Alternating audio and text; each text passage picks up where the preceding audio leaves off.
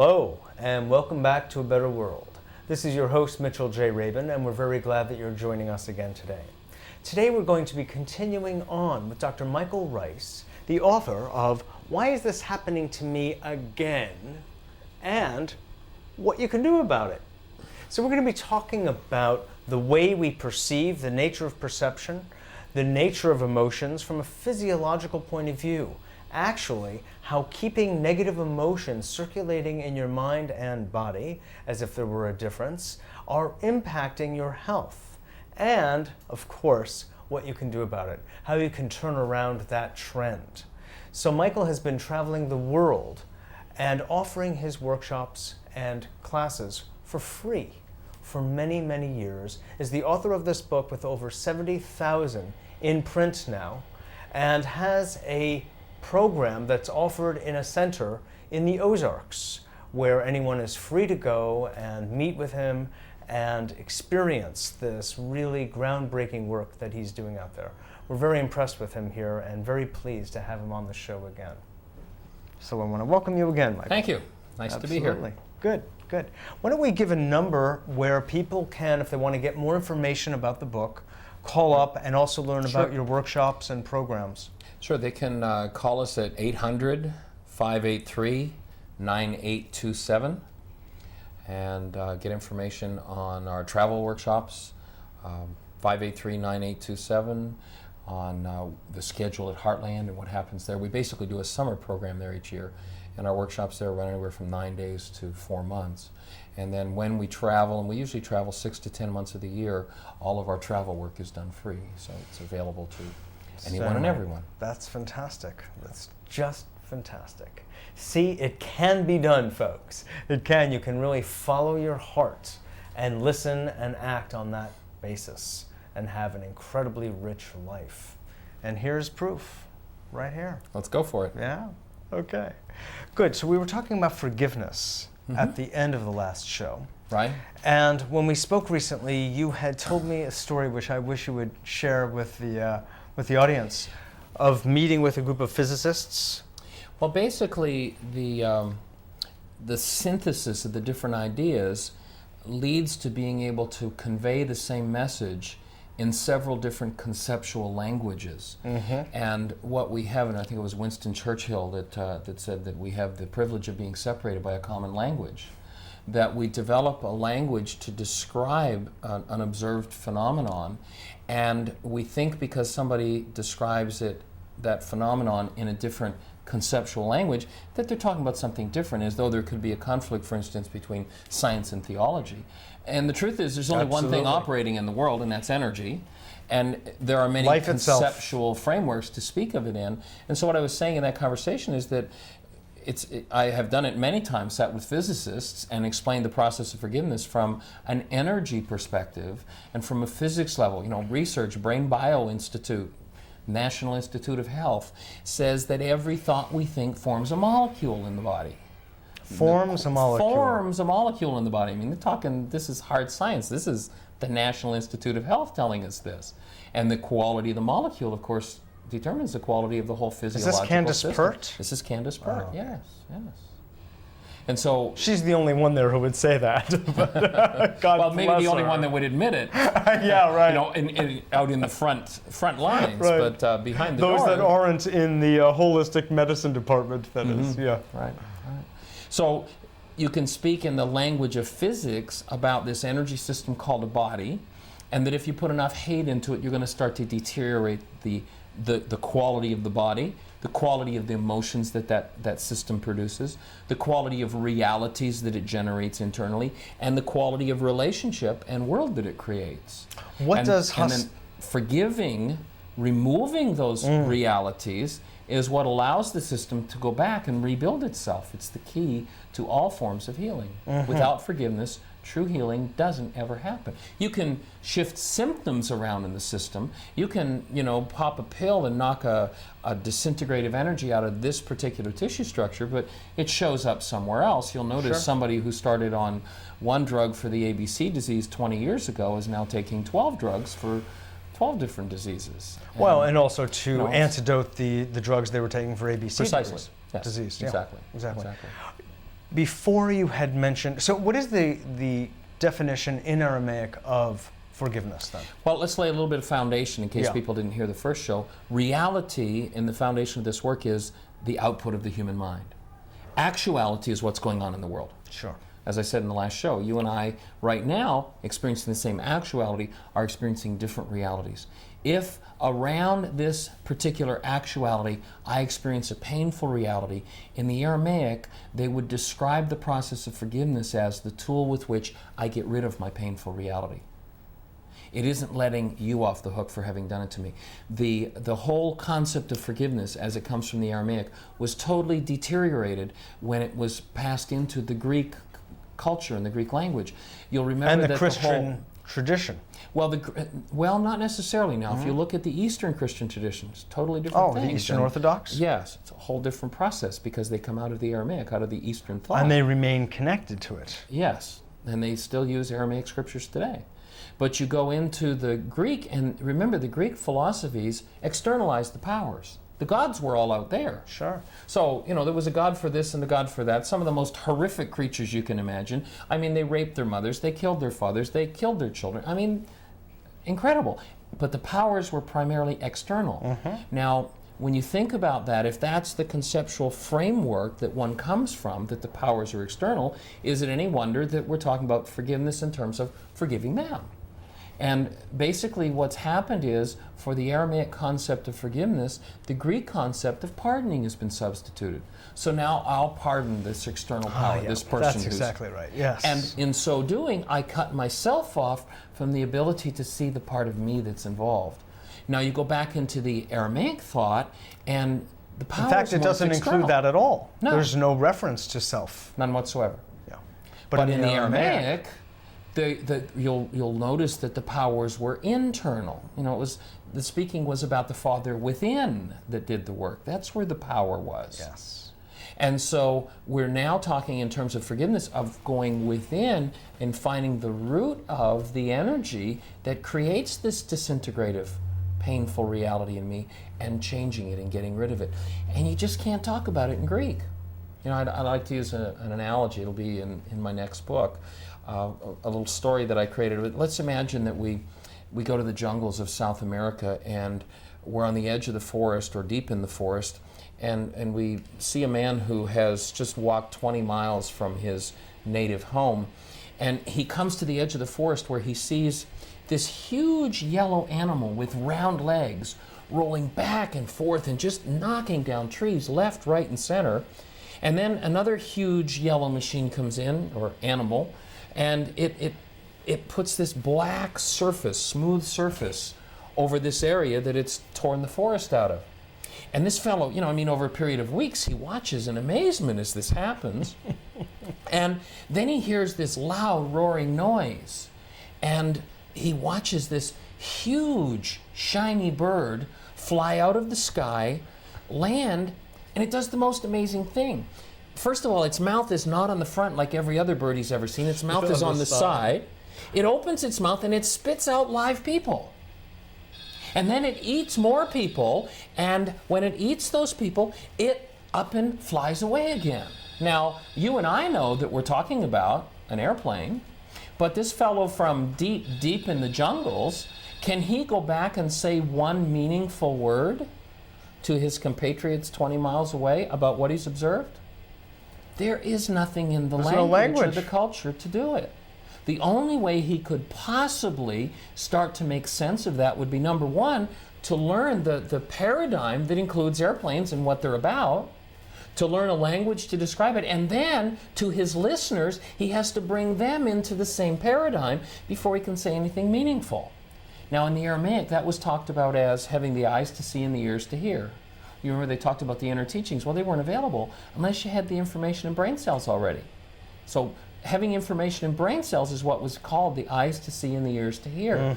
Now, let's imagine that we've got someone who speaks about a power within whose nature is that of love, whose good pleasure it is to bring you everything that you want, and then you try to transfer that thought system into a thought system that has these horrific external powers.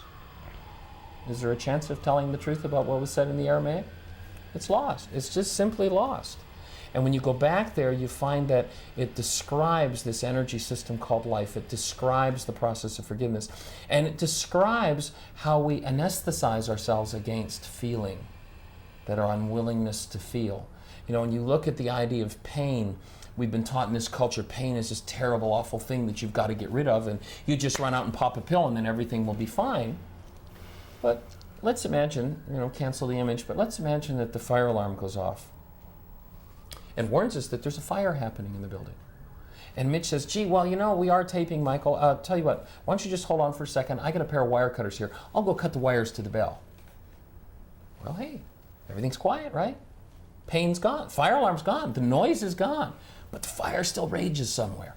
When somebody pops a pill, which is nothing but a warning signal, it's this energy system saying... The pain is the warning signal. The pain is the warning signal. It says, hey, there's something in this system you've got to deal with. And to run out and find a way to shut off the signal does absolutely nothing to deal with the raging fire, to deal with whatever's going on in tissue that doesn't belong there. Michael, in a paragraph, you just described the nature of allopathic medicine. Yes, yes. And not that there isn't a place for that, because people do get into the crisis places where, gee, that's necessary, but I think the thing to understand is that there's no healing in that system. Right. What there is symptom suppression. It's a palliative. Long-term alleviation of symptoms, but when you alleviate a symptom by driving it deeper into tissue, you tend to create more degenerative conditions.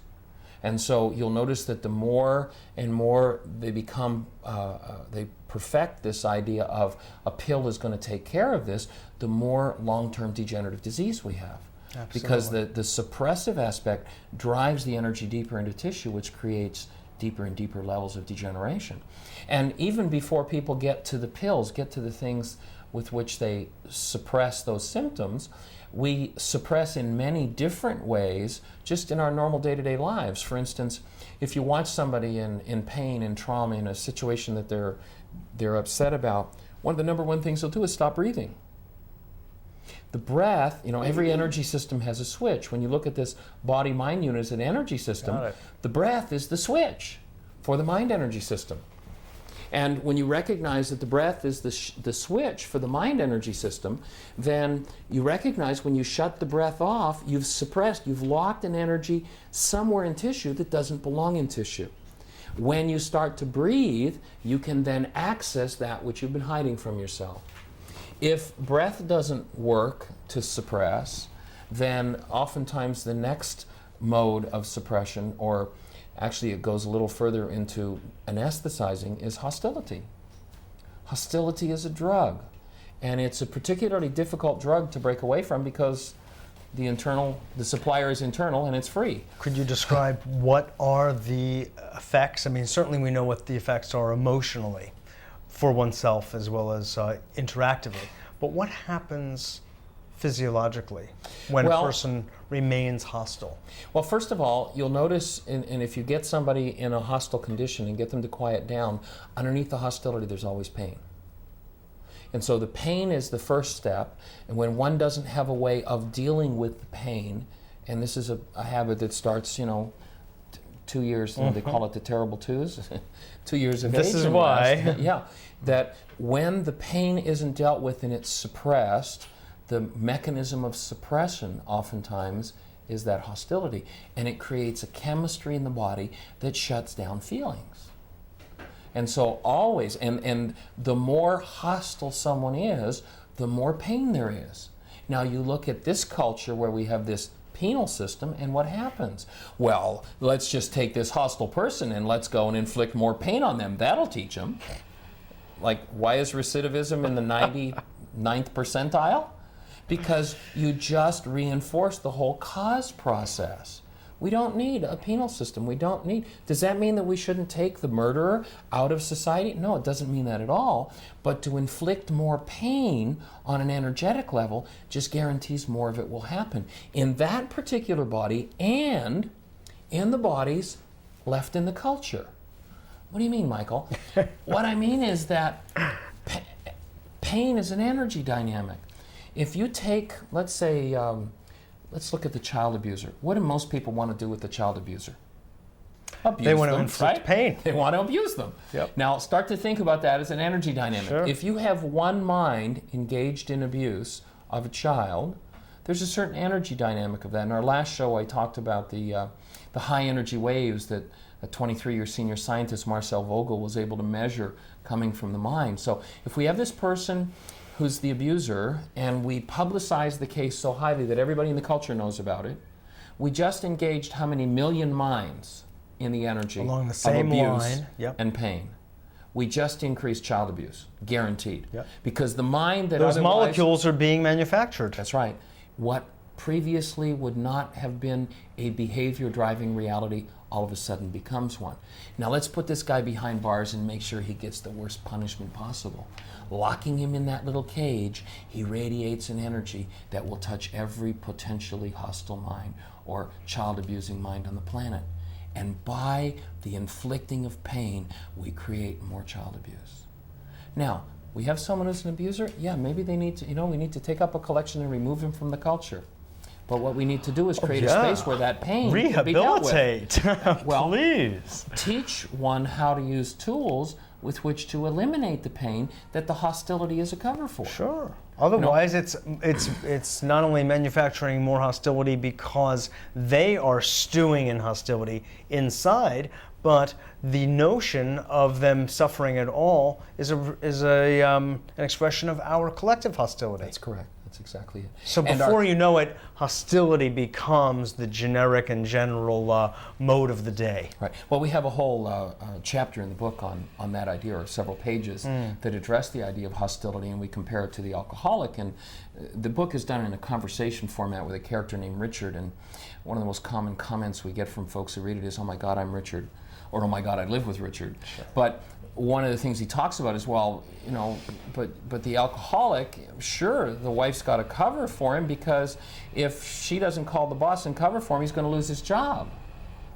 It's like, well, but let's really take a look at what the cost of that is. What does it cost her over a period of a lifetime and her children and her family structure to enable the alcoholic?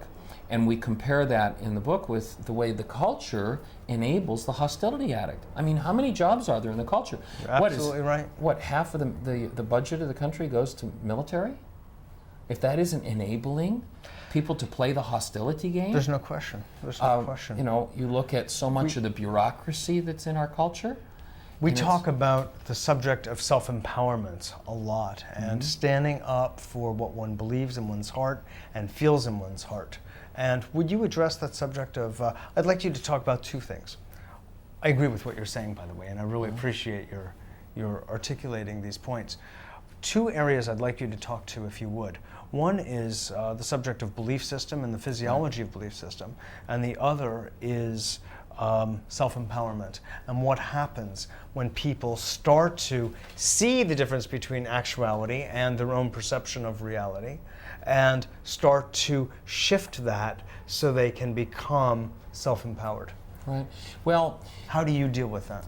When you look at the idea that the mind selects a tiny fragment of information out of the actuality with which to produce its reality, you're looking at an evidential mind. In other words, if I live in the world of I'm right, you're wrong, it's settled, why argue? When my mind goes to generate a reality about you... Where most people live. Right. But anyway. But when my mind goes to generate a reality about you, I can only access, because of the evidential nature of the mind, my mind will only be allowed to access data that proves you're wrong.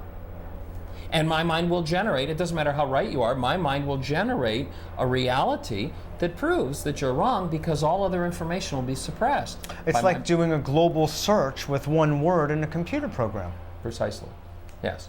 And you only get what's hooked to it.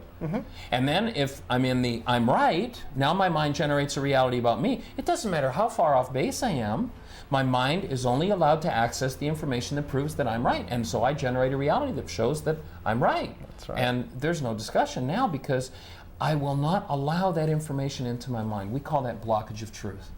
Most people live You mean the contrary in information. blockage of truth. The contrary information Yes. that you mentioned. I can't see the truth of what's going on. I can't see that I'm living in an error, and my mind literally can't access the truth. So when you start to see that, then you see that the evidential nature of the mind is that it makes everything that comes up in the mind, the only information and evidence that can be accessed is information of our own BS. Now, of course, many people listen to that word and go, what? Belief system. Not me. Oh. Belief system. Oh, no. Somebody got a different reality for those initials than belief system in our audience here? Notice that's the reality in your mind, not the one in mine. That's the belief system, I'm sure. Okay. And so we only get to see the evidence that our belief system allows to be shown to us until we correct the mind. And the way to correct the disease called blockage of truth is love of truth. That we've got to love the truth more than we do our own opinion. Now, if you look in the culture, Absolutely. the traditional is you love your own opinion and to hell with the truth. It's like, who cares? That's right. What's interesting is, well, I have a reality, and that's what's really important. And when we do that, we just get so far off base in life that life becomes almost unrecognizable compared to the way human beings are designed to live. Absolutely. One of the questions I'll often ask people in my workshops is, how many can go back, and usually it's when we were about this high, and can remember a time when you looked around at a hostile, conflict-driven world, and you said to yourself, this isn't the way it's supposed to work. Anybody out there do that? Can you remember when you knew the world was supposed to work differently? And in the workshop, of course, most people will raise their hands, and I ask, what is it that you remember knowing about the world? And literally 100% of the time, people's recollection is some variation on the theme of love. That they knew that's how life was supposed to work. Supposed to be. Why? Because that's the stuff we're made of, and it is the only energy that fuels the human mind properly. When we plug the mind into hostility or fear, anybody here ever find that you're the most creative, the most intelligent, and have the most choices when you're in a hostile state? Good luck. Anybody find that you're most creative, have your most choices when you're in a fearful state? No. When are you most creative? When do you have the most flexibility and the most options and the most powerful choice? And when are you most self-empowered? When you're in a state of love. Because that's the only energy that fuels the human mind properly. When you unplug it, you destroy the mind instantly becomes dysfunctional. I like to tell a little story about the rose and the butterfly. Let's imagine we have a rose and the butterfly, and the rose and the butterfly meet and they fall in love. Let's give them each an ego. They meet and they fall in love and they have a wonderful time together. It's just grand. But one day the butterfly up and flies away. The rose, knowing that the love of the butterfly was the most important thing in its life, uproots itself to give chase. What's going to happen to the rose? It's going to die. Right? Why is it going to die? It's going to die because it made something more important than being connected to its source. Whenever you or I, as human beings, make anything more important than being connected to love, our source, we initiate our own death. And you go back to Corinthians. With man, death began. They understood the energy dynamics of life and death. We made the process of death up. And forgiveness is the way that you undo and remove those realities that destroy human physiology. You'll notice in the Aramaic that they didn't refer to the body as a body, they called it a temple. They knew it was an energy system. They knew it wasn't a physical thing. And they knew the qualities of energy that didn't belong in it. And they knew how to forgive, how to remove the realities, the qualities of energy that didn't belong in it. And that's really the whole core of the work that we do.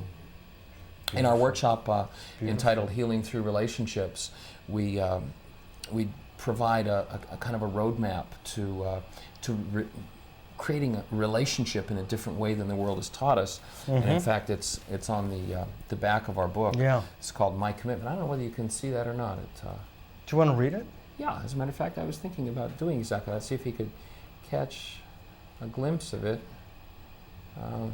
Probably doesn't come through too, I guess it's there, sure. So My Commitment, the tool we teach in Healing Through Relationships, says this: I promise to trust you enough to tell you the truth and treat you lovingly, gently, and with respect in my thoughts, my words, and my actions, whether I'm in your presence or not. In every interaction, I'll look for and acknowledge the highest and best in you as I surrender to love, our true nature. Being connected to my source and nurturing my relationship with you will always be more important than any issue. If anything less than love comes up, I'll hold this in my heart and listen as we each learn to speak, experience, and be responsible for our own realities. I'll be there for and with you, keep communication open, and keep love conscious, active, and present as we heal and celebrate life. So that's one of the tools we teach in the book beautiful. And in our workshop, Healing Through Relationships. That's great. Now, if you would, just tell us a story or two, would you, of some of the people who have come to your classes, your workshops, and what has happened? Do you have a favorite one or two that you could share? Well, probably one of the most recent, we had a fellow, we did a thing out in Los Angeles last year, and there was a fellow there who came by to pick up, actually he came by to pick up Jim Redfield's book. If you've read Celestine Prophecy, you might remember in the front of Celestine Prophecy, Jim acknowledges, why is this happening to me again, and myself. And he came by, we had Jim's book on our table, and it was packaged with why is this happening to me again. And so he picked our book up too, and sent us a copy of a letter that he had sent to his psychiatrist along with a copy of the book. And in the letter, he talked about how he'd been, seeing this psychiatrist for 35 years, 2 to 4 times a week. And that if he had had the tools in this book, and that's all he had was just the book, if he'd had the tools in the book 35 years ago, he wouldn't have had to go through that 35 years of trauma. And he speaks in the letter about his anguish and his hatred and such that just totally destroyed himself, and didn't realize that it all was a reality in his own mind that he could do away with forgiveness. And so it's pretty transforming to watch that sort of thing happen. Sure. The commitment will oftentimes have people who will contact us. We get a lot of invitations to weddings because people will use the relationship commitment as their wedding vows. And so we get to hear a lot of stories of people in trauma and turmoil who come across that information in Healing Through Relationships and start to use the commitment as a set of tools, as a roadmap for achieving a different form of relationship. And we'll see people who, they're either in process of divorce or on the verge of divorce, who actually start to use those tools, and we'll hear from them, and God, we're back on our second honeymoon. It's just like, we forgot why we got together. How gratifying. The painful realities that are triggered in relationship, and there's a reason for that, because when we're drawn to someone in relationship, we're drawn to the person who knows how to show us what we need to deal with. The purpose of relationship is that of a sacrament, and a sacrament isn't something religious. A sacrament is that which is given to us, designed to take us back to our true nature, which is love. Which means that everything in us that's less than love has to come to the surface. But if we're playing that game of denial, projection, and externalization, when it comes to the surface, we don't see that this is true about us, we see that it's true about them. And a key thought to tap into there is that every reality output from the mind always tells more about the content of the mind than it does about the world we think we're observing. It always tells us more about us. Absolutely. And it's our opportunity to start to clean up the internal process that, if we don't clean it up, ends up being our physiological disease. It ends up being our body chemistry. Environment as well. And our external environment. Which reminds me, in closing, I just want to share this wonderful thought, phrase that you put in mind here, which is love attracts everything unlike itself.